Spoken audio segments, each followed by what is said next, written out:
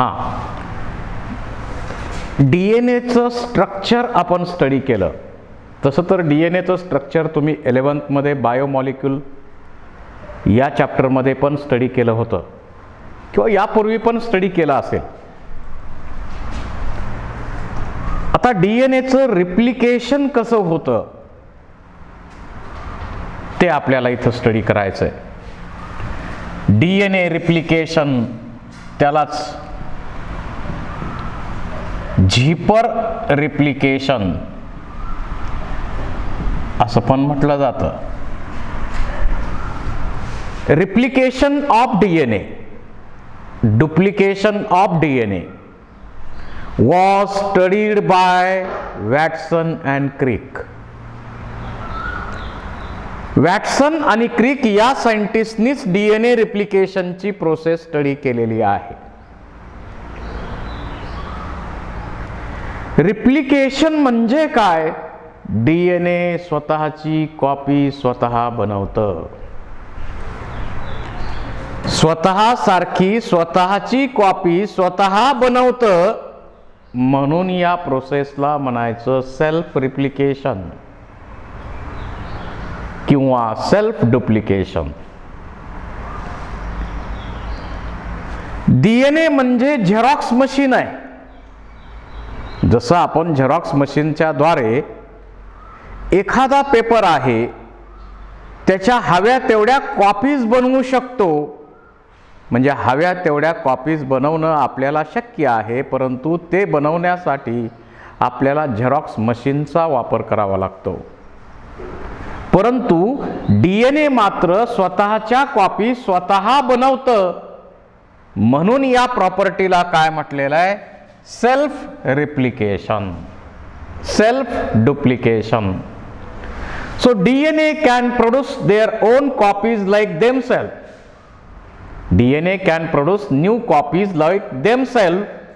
That is called as self duplication or replication. कधी होतं हे रिप्लिकेशन? तुम्ही सेल डिव्हिजनची प्रोसेस आठवा. सेल सायकल मध्ये जे इव्हेंट्स आहेत ते आठवा. Cell cycle consists of interphase and M phase.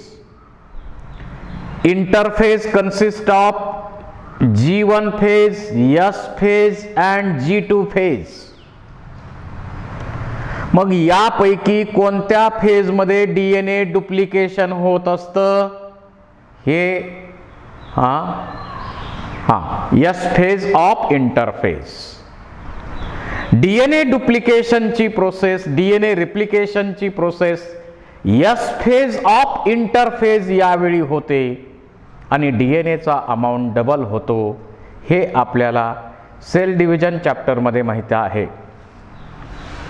आता तिथं फक्त आपण सेल्फ रिप्लिकेशन किंवा DNA डुप्लिकेशन होतं एवढंच म्हटलं होतं. आता ॲक्च्युअल प्रोसेस डुप्लिकेशनची कशी होते हे इथं स्टडी करायचं आहे. So DNA replication was studied by Watson and cricket.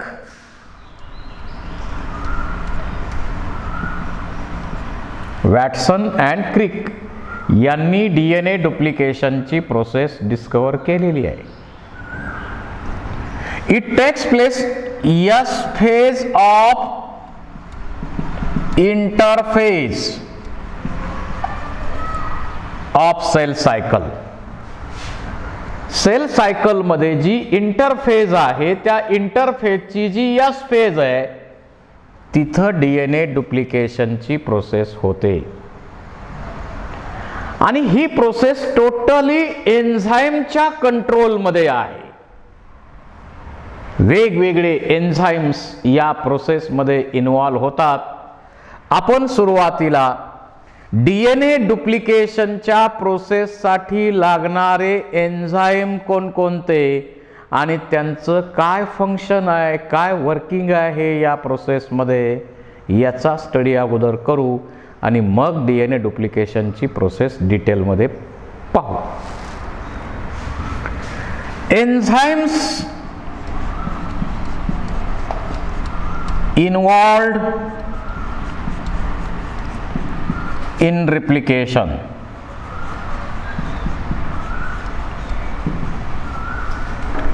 Number 1, आता जिथं रिप्लिकेशनची प्रोसेस स्टार्ट होणार आहे, समजा हे डीएनए, हा डीएनए मॉलिक्यूल आहे.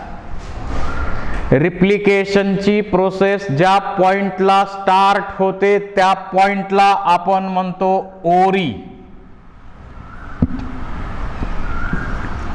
Origin site. Origin site of replication, त्या ओरी पॉइंटला आपण म्हणतो ओरिजिन ऑफ रिप्लिकेशन. आणि तिथून एका बाजूनं किंवा दोन्ही बाजूनं त्या डीएनएचं अनकॉइलिंग होतं. आणि हे अनकॉइलिंग करण्याचं काम, दोन स्ट्रँड एकमेकांपासून सेपरेट करण्याचं काम जे एन्झाईम करतं, त्या एन्झाईमचं नाव आहे helicase. So helicase is a enzyme which unwind the DNA molecule from site of origin. त्या ओरी पॉइंटला अटॅच होतं आणि तिथून अनकॉइलिंग करतं, हायड्रोजन बॉन्ड्स ब्रेक करून दोन्ही स्ट्रँड सेपरेट करतं हे एन्झाईम हेलिकेज. त्याच्यानंतर जे सेपरेट केलेले असे कॉईल आहे ना, हे सेपरेट केलेले जे स्ट्रँड आहेत त्यांच्यामध्ये भरपूर टेन्शन आहे. आपण जर एखादा दोर घेतला, त्या दोरमध्ये जेवढे काही धागे असतील ते सेपरेट केले तर काय होतात, त्याला पुन्हा पीळ बसतो, म्हणजे त्याच्यामध्ये टेन्शन असतं. मग ते धागे जर असे सरळ राहायचे असतील तर त्यातलं टेन्शन रिमूव्ह करणं गरजेचं आहे. आणि ते टेन्शन रिमूव्ह करण्याचं काम टोपो आयसोमिरेज नावाचं एन्झाईम करतं. या टोपो आयसोमिरेज, इथं आपण युकॅरियोटिक मध्ये त्याला टोपो आयसोमिरेज म्हणतो आणि यालाच प्रोकॅरियोटिक ऑर्गॅनिझम मध्ये डीएनए गायरेज असं म्हटलं जातं. हे एन्झाईम काय करतं, जे असे धागे आहेत, असे धागे आहेत, हे काय करणार, सेपरेट झालेले असे धागे आहेत, हे काय करणार, कट करणार, यांना कट करणार आणि त्यातला पीळ काढून टाकणार, टेन्शन रिमूव्ह करणार, टेन्शन रिमूव्ह करणार.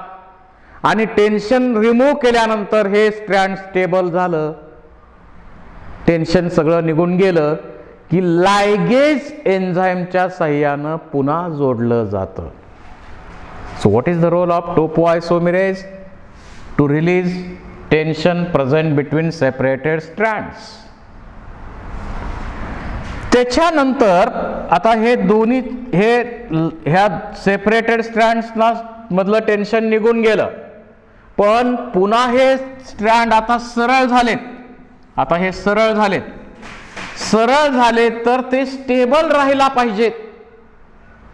सेपरेटेड सिंगल स्ट्रँड जे आहेत ते आता स्टेबल राहायला पाहिजेत आणि त्याच्यासाठी आपल्याकडं आहे सिंगल स्ट्रँडेड बाइंडिंग प्रोटीन्स. या स्ट्रँडला स्टेबल ठेवण्यासाठी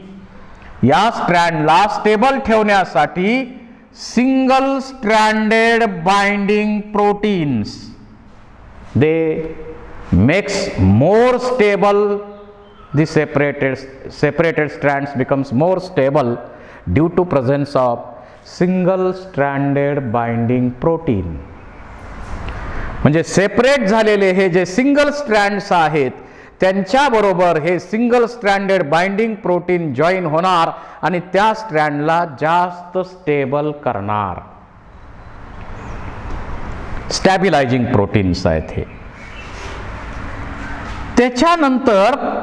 त्याच्यानंतर जे नवीन मॉलिक्यूल बनणार आहे डीएनएचा, तो बनवण्यासाठी तिथं आपल्याला काय लागतंय, प्रायमर लागतोय आणि त्याच्यासाठी प्रायमेज एन्झाईम महत्वाचं आहे.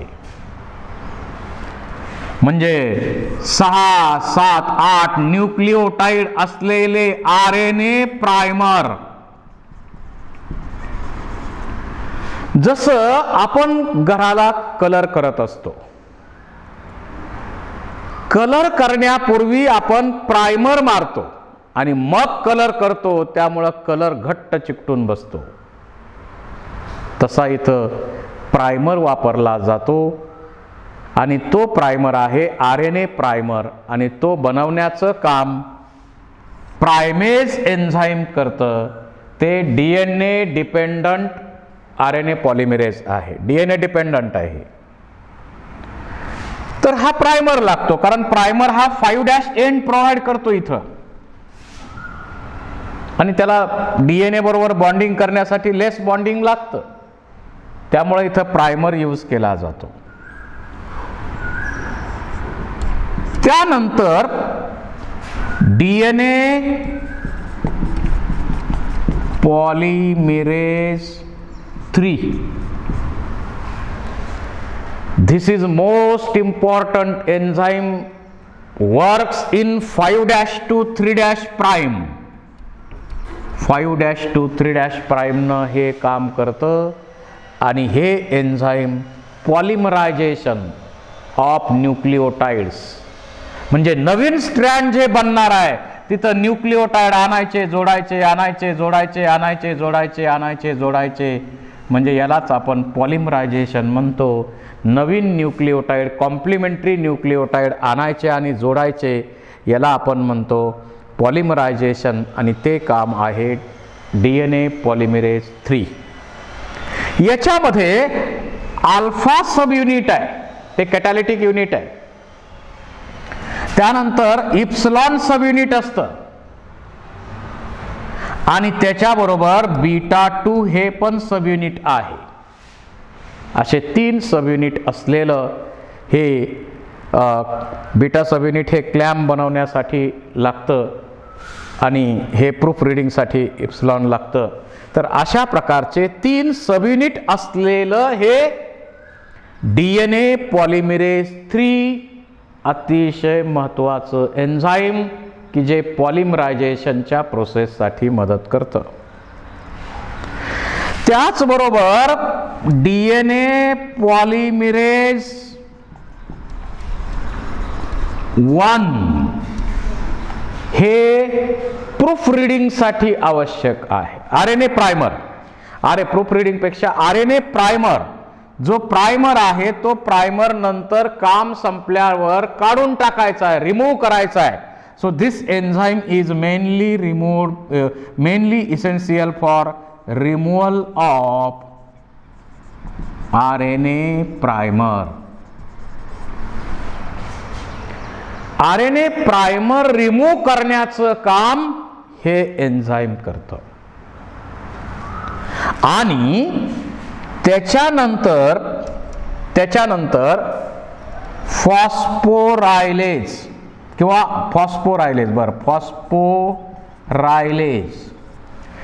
जे न्यूक्लिओटाइड्स या न्यूक्लिओप्लाझम मध्ये आहेत ते मोनोफॉस्फेटच्या फॉर्म मध्ये आहेत.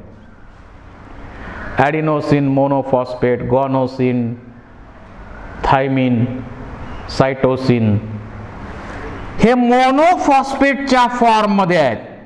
त्याच्याबरोबर त्याच्यामध्ये एनर्जी दिली जाते, ATPचा वापर केला जातो आणि इथं फॉस्फोरायलेज हे काम करतं आणि त्यांना आपण काय करतो, ATP म्हणजे इथं एनर्जी दिली जाते आणि ATP, CTP, GTP आणि TTP म्हणजे जे न्यूक्लिओटाइड्स इथं आहेत ते मोनोफॉस्फेटच्या फॉर्म मध्ये असतात आणि त्यांचं ॲक्टिवेशन केलं जातं, एनर्जी देऊन ॲक्टिवेशन केलं जातं आणि ते ट्रायफॉस्फेटच्या फॉर्ममध्ये बनवले जातात. हे काम करतं कोणतं एन्झाईम, फॉस्फोरायलेज. हे काम फॉस्फोरायलेज करतं. त्याबरोबर डीएनए लायगेज. लायगेज एन्झाईम कशासाठी लागतं? सीलिंग एन्झाईम आहे. डीएनएचे तुकडे एकमेकाला जोडण्याचं काम करतं. Which of the following is a biological glue? डिंक सील करण्याचं काम कोण करतं? तर डीएनए लायगेज हे एन्झाईम बायोलॉजिकल ग्लू म्हणून काम करतं. आणि काही रॉंग बेसेस तिथं ऍड झाले असतील तर, मिसमॅच झाला असेल तर रिमूव्ह करून प्रॉपर बेस पेअरिंग तिथं करण्यासाठी न्यूक्लिएज हे एन्झाईम वापरलं जातं. So these are 9 main enzymes involved in DNA replication process. DNA replicationच्या प्रोसेसमध्ये हे 9 एन्झाईम महत्त्वाचे आहेत. आणि एन्झाईम व्यवस्थित माहीत असतील आपल्याला तर, एन्झाईमचा रोल व्यवस्थित माहीत असेल तर पुढं स्टडी करणं आपल्याला सोपं जाईल. तर हे सर्व महत्त्वाचे एन्झाईम डीएनए रिप्लिकेशनच्या प्रोसेसमध्ये इन्व्हॉल्व होतात. आपण परत जॉईन करू आणि रिप्लिकेशनची प्रोसेस डिटेल स्टडी